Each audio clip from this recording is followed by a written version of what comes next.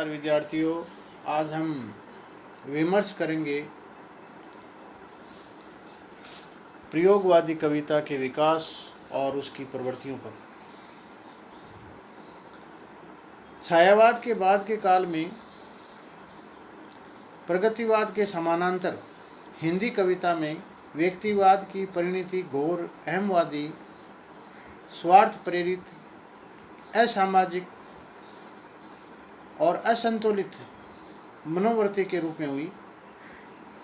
कविता के इस बिगड़े रूप और प्रवृत्ति को शायद अभी तक कोई अंतिम नाम नहीं दे पाए। यही कारण है कि इसे अनेक नामों से पुकारा जाता है।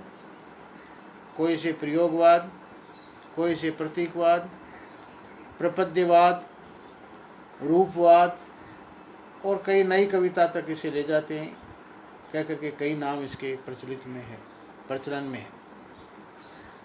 प्रपद्यवाद की आरंभिक अवस्था में नकेनवाद की भी संज्ञा से इसे पुकारा जाता है।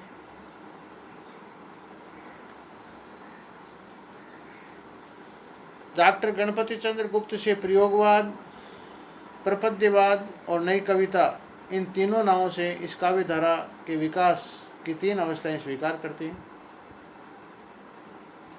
आरंभ से जिन कवियों का दृष्टिकोण और लक्ष्य स्पष्ट नहीं था और नूतनता की खोज के लिए केवल प्रयोग की घोषणा की गई थी, उसे प्रयोगवाद कहा गया।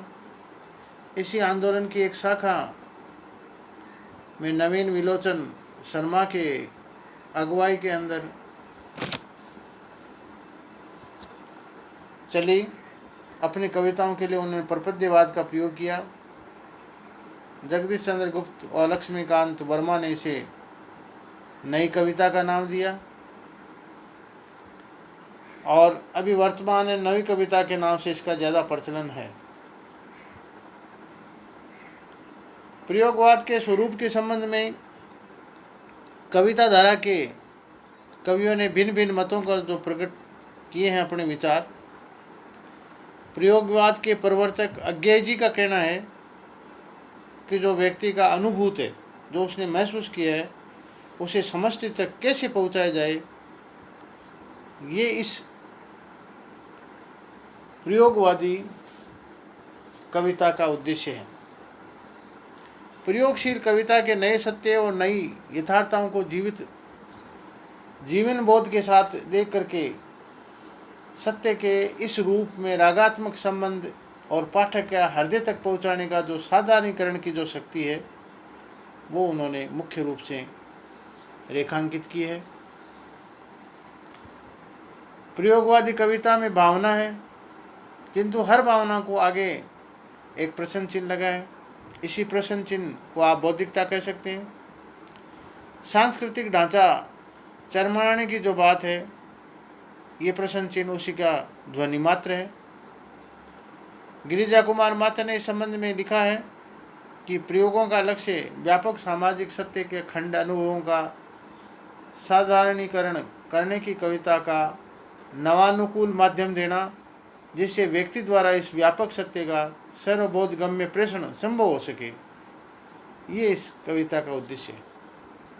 डॉक्टर जगदीश गुप्त का कहना है कि ये नई कविता उन प्रबुद्ध विवेकशील आस्वादकों के का लक्ष्य करके लिखी जा रही है, जिनकी मानसिक अवस्था और बौद्धिक चेतना नए कवि के रूप के अंदर है। कुछ अंशों में कविता की प्रगति ऐसे प्रबुद्ध भावुक वर्ग पर आधारित रहती है, ऐसा उनका मानना है। बहुत से विद्वानों ने प्रगतिवाद और प्रयोगवाद को सतही स्तर पर एक समान माना, लेकिन ऐसा कहना उचित नहीं है। प्रगतिवाद में सामाजिकता की प्रधानता है, जबकि इसमें एमनिस्ट और व्यक्तिकता है। दूसरे लोगों ने प्रयोगवाद को छायावाद की व्यक्तिकता का बढ़ावा माना, किंतु ऐसा मानना नितांत भ्रामक और असंगत है। छायावादी काव्य की व्यक्तिकता में जो उदात्त लोक व्यापक चेतना और लोक संग्रह की भावना है, वो प्रयोगवादी कवियों में नहीं है। कविता की प्रयोगवादी धारा छायावाद के पतन के रूप में प्रकट हुई, जिसमें व्यक्तिवाद की परिणति घोर अहमवादी, स्वार्थ प्रेरित, असामाजिक और असंतुलित मनोवृत्ति के रूप में हमारे सामने आई है। कुछ विद्वान प्रयोगवाद और नई कविता को भिन्न भिन्न मानते हैं, किंतु वस्तु स्थिति ये है कि ये कविता धारा की विकास की दो ही अवस्थाएं हैं। सन 1945 से 1953 तक जो कविता का जो नवीन प्रयोग हुए नई कविता का ही परिणाम है। प्रयोगवाद उस कविता धारा की आरंभिक अवस्था है और नई कविता उसका विकसित रूप। इसके उद्भव पर हम विचार करें तो प्रयोगवादी कविता का उद्भव के कारणों पर डॉक्टर लक्ष्मीकांत वर्मा ने लिखा है कि प्रथम तो छायावाद ने अपने शब्द आडंबर से बहुत से शब्दों और बिंबों का जो गतिशील तत्व जो नष्ट हो गया था उसका परिणाम है, और दूसरा प्रगतिवाद ने सामाजिकता के नाम पर विभिन्न भावस्तरों और शब्द संस्कारों का अभिधात्मक बना दिया था। ऐसी स्थिति में नए भावबोध को व्यक्त करने के लिए न तो शब्द ही सामर्थ्य थे और नए परंपराएं उसे शैली में मिली। परिणाम ये हुआ कि उन कवियों ने पृथक से एक सर्वथा नया स्तर पर नए माध्यमों का प्रयोग शुरू किया या उनको शुरू करना पड़ा, क्योंकि भाव स्तर पर नई अनुभूतियाँ, विषय और संदर्भ इन दोनों में सर्वथा भिन्न थी। इसलिए प्रयोगवाद का उदय हुआ। प्रयोगवाद ज्ञात से अज्ञात, प्राचीनता से नवीनता की ओर आगे ले जाता है। प्रयोगवाद परंपरा से स्थापित सत्यों को आगे बढ़ाता है और प्रयोगवादी लक्ष्य परंपराओं का खंडन नहीं, वर्ण साहित्य में निर्जीव तत्वों के स्थान पर नए तथ्यों का अन्वेषण करके उनको शामिल करता है। ऐसा यदि मूल रूप से कहा जाए या समझने के लिए कहा जाए तो ये बेहतर है।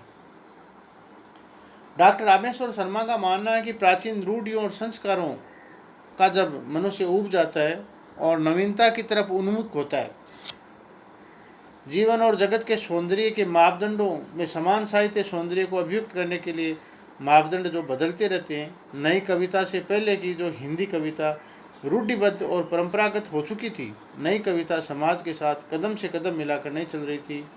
परिणाम ये हुआ कि आवश्यकता की पूर्ति के लिए नई कविता का विकास हुआ। पुरानी कविता नए भावों के अभिव्यंजन के लिए सक्षम थी, अतः नई कविता की शैली क्षेत्र में भी नवीन प्रयोग हुए। मुख्य रूप से या सारांश में कहा जाए तो प्रयोगवाद नई कविता का जन्म नवीन वस्तु और नवीन शैली के आग्रह के परिणाम स्वरूप हुआ, जिसमें नवीन उपमान और नवीन प्रतीकों को ग्रहण किया गया। इसमें मुख्य रूप से हम तीन बातें यदि विचार करके चलें तो हमारे सामने आती है कि प्राचीन कविता अर्थात छायावाद और प्रगतिवाद की परंपराबद्धता और रूढ़िग्रस्तता को बदलने का प्रयास है। दूसरा, बदलते हुए समाज के सत्यों और मूल्यों को उद्घाटित करने के लिए नवीन अभिव्यंजना की आवश्यकता थी, इसलिए इसका उदय हुआ। और मुख्य रूप से जीवन और अनुभव जगत के नए पहलुओं को नई दृष्टि से देखना और उन्हें नए चित्रों, नए प्रतीकों, नए अलंकारों के साथ अभिव्यक्त करना, ये इसकी मूल जो उद्देश्य इसका रहा, इसके कारण से इसका विकास हुआ। पुराने कविता ने कदाचित प्रयोगवादी कविता के समर्थकों का जो अभिप्राय था, छायावाद और प्रगतिवाद, इन दोनों ने अपने अपने युग में प्राचीनता का विरोध किया था। और ये आश्चर्य नहीं है कि साहित्य जीवन के 20 वर्ष की छोटी सी अवधि में दोनों काव्य की क्रांतिमय धारा इतनी घिसपिट और फीकी पड़ गई कि नए कवि का नया क्षेत्र उसे ढूंढना पड़ा। लाक्षणिकता और उपचार वक्रता छायावादी काव्य की शैलीगत विशेषताएं थी। प्रयोगवाद के यदि लक्ष्य पर हम विचार करें तो इसके मुख्य रूप से 4 लक्ष्य माने जा सकते हैं। छायावाद के पतन के बाद में व्यक्तिवादी कविता की जो धारा निकल पड़ी, जिसे प्रयोगवाद के नाम से अभिहित किया गया। इसमें विद्वानों ने 4 चीज़ें गिनाई। नवीनता अर्थात नवीन विषयों का वर्णन नवीन शैली से किया गया। दूसरा, मुक्त यथार्थवाद, अब तक जिस अश्लीलता, नग्नता और कामुकता काव्य के अंदर जिस प्रकार से बहिष्कार किया गया था, उसका चित्रण नई कविता में पूर्ण रुचि के साथ में किया गया। यथार्थता का ज़्यादा चित्रण किया गया, ये इसकी मूलभूत विशेषता है। तीसरा, बौद्धिकता। नया कवि भावों की अपेक्षा बुद्धि पर अधिक महत्व देता है, बुद्धि पर अधिक बल देता है, बौद्धिकता को ज़्यादा प्रभावशाली मानता है। और चौथी, इसमें चिरंतन और स्थायी भावनाओं और समस्याओं की अपेक्षा क्षणिक अनुभूतियों का आदर किया गया। क्षणिकता इसका प्रमुख बिंदु है। नया कवि एक क्षण के आनंद को पूर्ण अनुभूति के लिए संपूर्ण जीवन के सुख साधनों को खोकर के भी 1 मिनट का या 1 क्षण का जो सुख है उसको ज़्यादा महत्व देता है, उसको ज़्यादा श्रेष्ठ कर समझता है।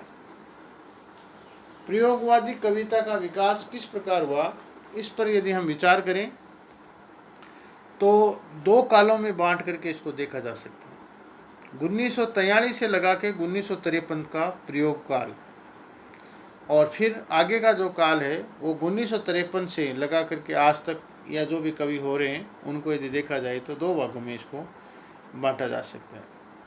इसमें मुख्य रूप से तार सप्तक जो लिखे गए उनमें तार सप्तक के कवियों को यदि ये शामिल किया जाए तो प्रयोगवाद के जो महत्वपूर्ण जो कवि ठहरते हैं उनमें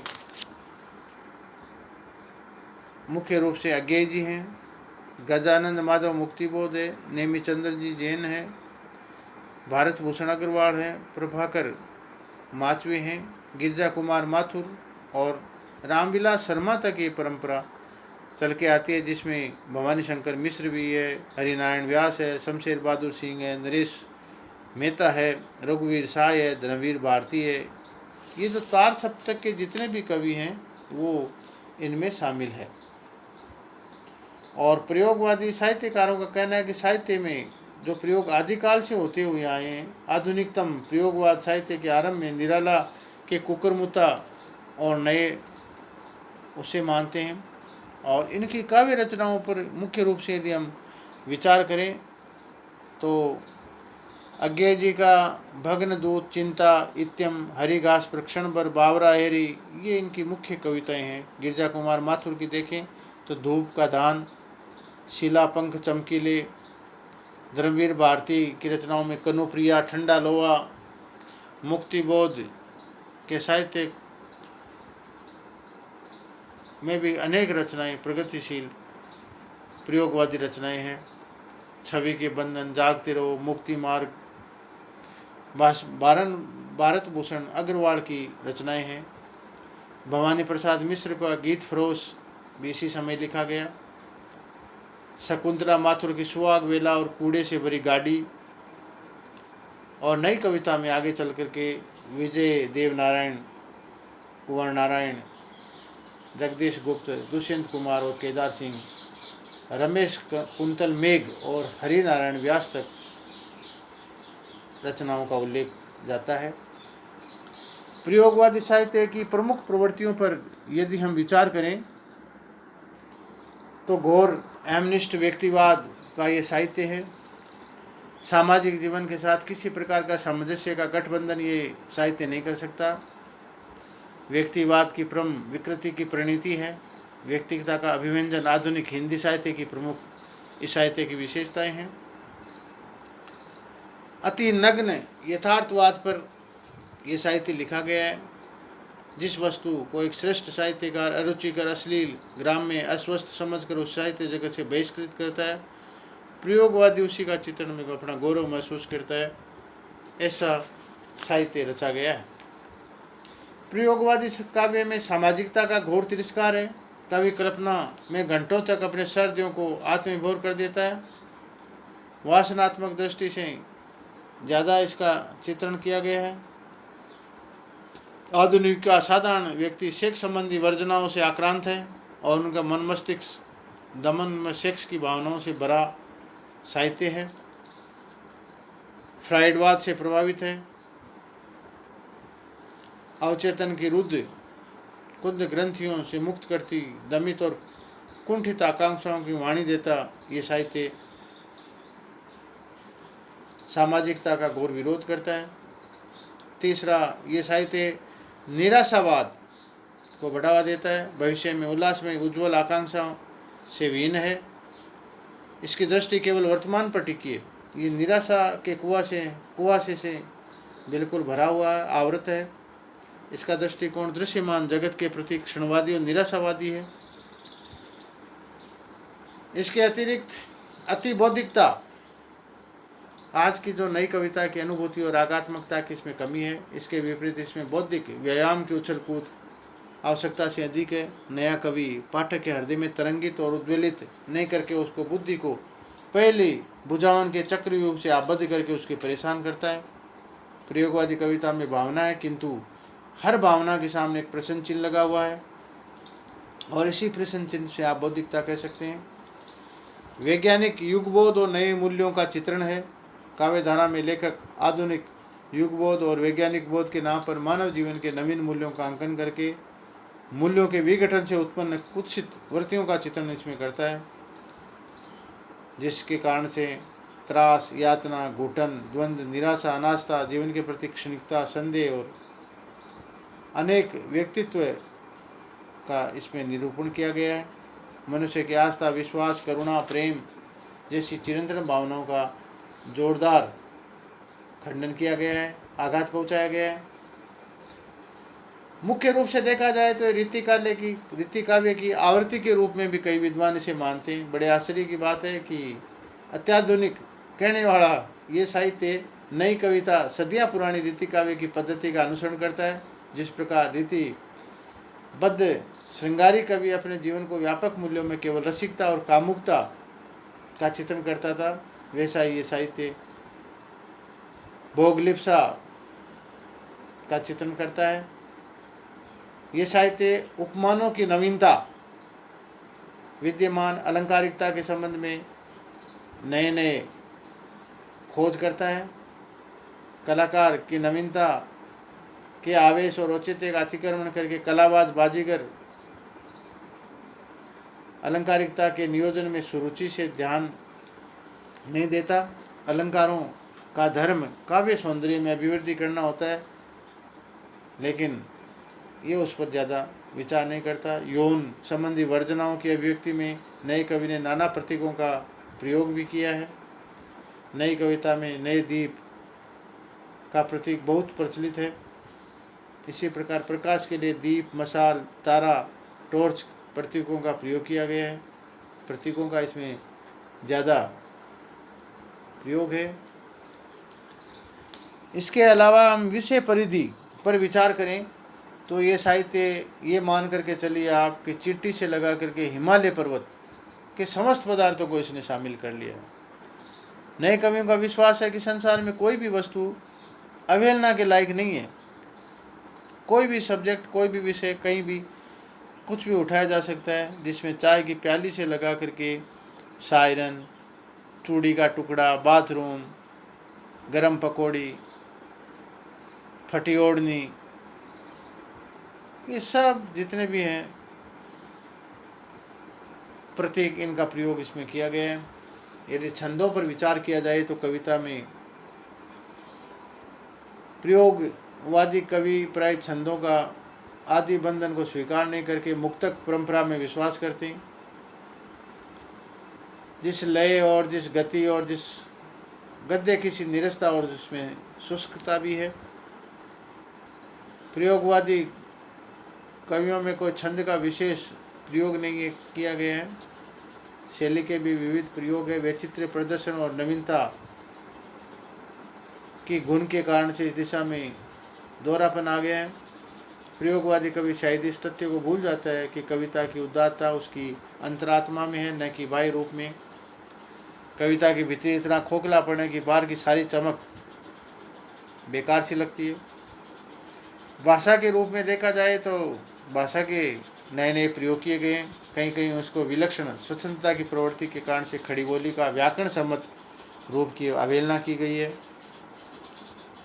व्याकरण की दृष्टि से ये उचित नहीं है। ग्राम्य दोष भी आ गए हैं। भाषा में नवीन प्रयोग की हठधर्मिता इस कविताओं में देखने के लिए मिलती है। कहीं कहीं उन्होंने जानबूझ करके शब्दों को तोड़ मरोड़ दिया है। भाषा, भाव, शैली और छंद आदि की दृष्टि से उचित नहीं है। इसके अलावा यदि हम विचार करें आलोचकों की नज़र से इसे देखने की, तो ये साहित्य परंपराओं को तोड़ने वाला साहित्य है। ऐसे साहित्य में परंपराएं टूटी है, भोंडे व्यंग के रूप में सृष्टि की गई है। भावधारा की जो विरलता है उसमें भावना अंतर्मन से का साथ नहीं देती है। रचनाओं की सामाजिक व्यवहारिकता का अभाव है। सामाजिक और राजनीतिक उत्तरदायित्व के प्रति विद्रोह, नैतिक सिद्धांतिक अकर्मण्यता और क्रियाशीलता का अभाव है। निसंदेह ये साहित्य में बहुत कुछ लिखा गया, लेकिन ये साहित्य का कोई मूल्य नहीं है। फिर भी इसमें थोड़ा बहुत अंश ऐसा है जो साहित्य की संपत्ति बनने की क्षमता रखता है। कहीं कहीं के शैलीगत सौंदर्य, काव्य विधाओं में कतिपय नवीन प्रयोग और विषय परिधि का विस्तार, कहीं कहीं मार्मिक प्रतीक, बिंबों और व्यंगों का विधान इस काव्य धारा की अपनी उपलब्धि है। इस प्रकार ये साहित्य अपने आप में विवेचन करने पर काव्य के मूल धारा में इनका विश्लेषण किया गया। धन्यवाद।